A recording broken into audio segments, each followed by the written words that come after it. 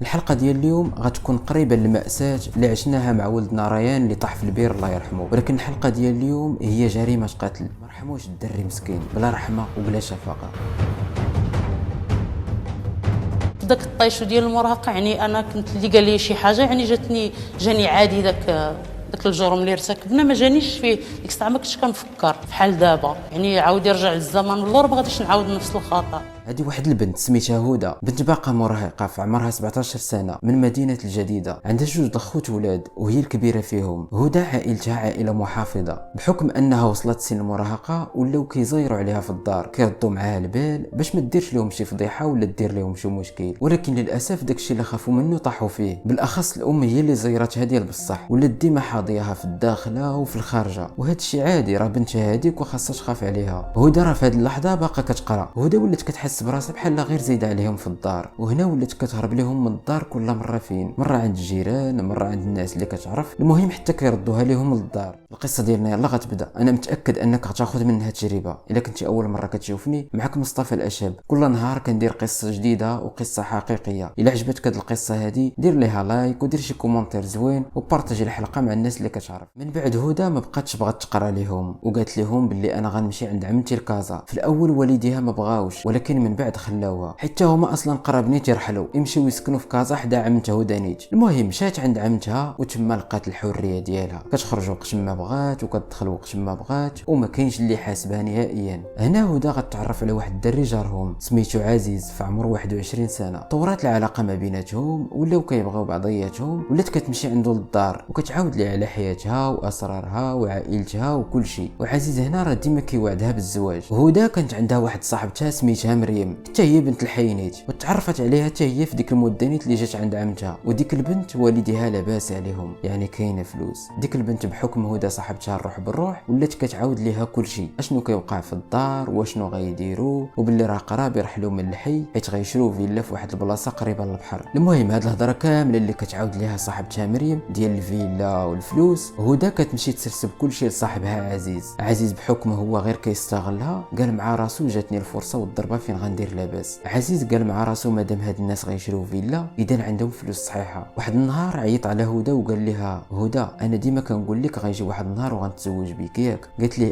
قال لها الا بغيتي نتزوج بيك هنا فين غتبيني ليا واش تصاحي ليا ولا لا. منها نيت غنتزوجوا، منها غنمشيو من هاد المدينه ونروحوا للاكادير. قلت ليه كيفاش ما فهمتش. قال لها عطيني ودنك واسمعيني مزيان ونفدي هادشي اللي غنقول لك. قال لها عزيز هادوك الناس عائله صاحبتك عندهم ولد صغير ياك. قالت لي قال لها مزيان، اذا هذاك الدري غتجيبيه ليا وغنشدوه عندنا، حنا غنتصلوا بوالديه ونقول لهم راه ولدكم عندنا، الا بغيتوه جيبوا لنا الفلوس وديوه. ملي نشدوا الفلوس غنطلقوا لهم الدري ونهربوا انا وياك الاكادير. هدى بانت ليها الخطه سهله بحال شي فيلم دغيا غيتنفذ، وعجباتها الفكره. قالت ليه صافي انا غدا غنجيبوا لك. الغد ليه مشات تجيب ولد عمتها من المدرسه، بقات كتسنى غير خرج ولد عمتها من المدرسه شداتو حداها، وبقات كتسنى الدري الاخر اللي غتسرق. غير خرج حتى هو وهي تخطفو من يدو وداتهم معاها بجوج. دوزات ولد عمتها للدار، الدري الاخر سلماتو لصاحبها، ملي عطاتو ليه لقاتهم جوج. انا قال لها صاحبها حنا غنخرجوا من المدينه غنمشيو لواحد البلاصه غنجلسوا فيها حتى يعطيونا الفلوس. صافي خرجوا وشدوا الكار، وصلوا لديك البلاصه، هبطوا من الكار. ديك البلاصه داير بحال شي فيرما فيها البير والزراع والشجر ديال الزيتون، واحد الدار ما ساكن فيها حتى واحد، وهاد البلاصه راه صاحبها هو اللي كيعرفها. هبطوا تما وفي نفس الوقت كيتصلوا بوالديه كيطلبوا منهم الفلوس. الليله الاولى، الليله الثانيه، الليله الثالثه قرروا انهم يتخلصوا من الولد، وفي نفس الوقت يستمروا في طلب الفلوس من والديه. قال عزيز لهدى حيت واخا نشدوا الفلوس ما خاصش الولد يرجع عند والديه حيت غيفضحنا، بحكم هما ساكنين في نفس الحي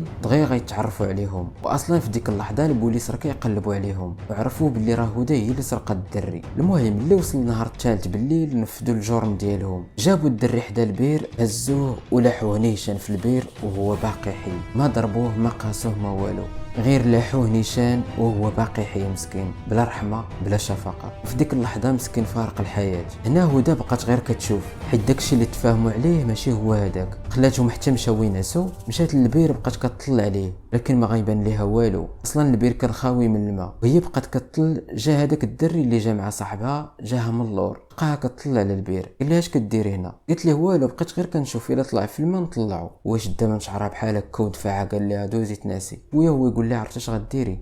انت غديري لينا غير المشاكل، سيري في حالك وتخبي عند شي واحد هنا كتعرفيه، تنشد الفلوس ديك الساعه غنعيطوا عليك. هي هذيك هدى كتقول باللي ما نعساتش، بقات مخلوعه. الغد اللي طلع الصباح شدات الطريق نيشان للحي ديالها، لكن ما بغاتش تمشي عند عمتها، مشات عند جيرانهم في خبارهم شنو دارت هدى، باللي هي اللي دات داك الولد للمجرمين. المهم دخلوها لداخل وهما يعيطوا على البوليس. في البلاصه البوليس جاو وقفوا عليها، بداو كيسولوا فيها، قالوا لها فين درتي الولد، فين جاتهم نيشان، قالت لهم ها فين وها فين. البوليس ما اقتنعوش بالهضره ديالها في الاول. المهم حاولت توريهم الطريق ومشاو لذاك البير وداوها معاهم، قالت لهم باللي راه في هذا البير فين لاحوه. قالوا لها في هذا البير غادي نلقاوه، قالت لهم لدرجه واحد البوليسي قال لهم يلا راه هاد البروشه كتضحك علينا، لان البوليس ما صدقوش ان الطفل الصغير مسكين لاحوه في هذا البير. ولكن واحد البوليسي منهم قال لهم غير بلاتي شنو خسرنا حنايا. عيطوا على الوقايه المدنيه وهبطوا لذاك البير، فعلا لقاو الدري مسكين فارق الحياه، ولكن كيبان بحال غير ناعس مسكين. المهم داو الدري يديروا ليه التشريح وهي داوها للحبس، وتما زيروها قالوا لها انت ومن شاركتي في الجريمه. قالت لهم الاسماء ديالهم وداتهم فين ساكن هذاك عزيز، لكن ما لقاوش. من بعد داتهم عند واحد صاحبو كيعرفو، قالت لهم راه هذا كان كيجلس معاه. من بعد هذاك الدري نعت لهم فين مخبي، قلبوا عليه ولقاوه فعلا، لقاو عليه القبض، جبد لهم حتى المجرم الاخر. هنا هدى اتهموها باللي هي اللي تسببت في الجريمه، حيت هي اللي جابت لهم الدري. حكموا على هدى وعزيز وصاحبه بالسجن المؤبد بقضيه الاختطاف والاحتجاز والقتل. هدى ما ورا ما حكموا عليها كتبغي تنعس والو، لانها ديما كتحلم بالدري كيجيها في المنام ديالها. روح راه ماشي سهله وعزيزه عند الله. هدى كتقول باللي ما هي السبب في هذا الشيء، حيت هي صعيبه معاها، باللي ديك الظروف هي اللي خلاتها ترتكب هذه الجريمه، باللي امها ما كانتش كتخليها تخرج وتتعرف على ناس جداد وتعرف ما بين الصح والغلط. بغيتكم كاملين تقولوا لي العبره اللي خديتو من هذه الحلقه. شنو بان لكم في الكلام اللي قالت هدى على امها؟ واش فعلا ظروف بحال هذه كتخليك ترتكب جرائم، تقتل ابرياء مساكن ما عندهم حتى دخل في حياتك وفي تربيتك؟ يعني كنت كنعيش واحد الضغط نفسي كبير من طرف الوالده ديالي، يعني ما كتخلينيش نخرج، ما كتخلينيش ندخل، يعني كانت صعيبه معايا، ما عمرها ما تفاهمت معايا، كما تواصلات معايا صافي. وكنت كنمشي نقرا، يعني لدرجه انني كنمشي نقرا كنخرج كنلقاها في الباب، يعني واقفه كتستناني فاش نرجع.